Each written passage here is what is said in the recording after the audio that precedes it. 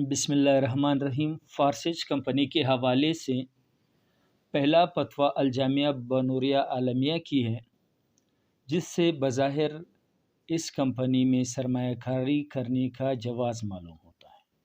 دوسرا فتویٰ دارالفتہ جامعۃ الرشید کراچی کی ہے، جس سے معلوم ہوتا ہے کہ اس کمپنی میں فارسیج کمپنی میں سرمایہ کاری کرنا، انویسٹمنٹ کرنا جائز نہیں، اس میں جوا آتا ہے اور اس سے حاصل منافع سود کے زمرے میں آتا ہے۔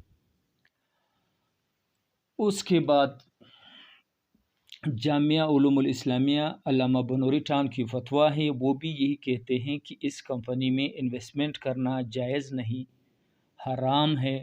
وہ بھی اسی چیز کو بنیاد بناتے ہیں جس کو جامعۃ الرشید والوں نے بنیاد بنایا ہے۔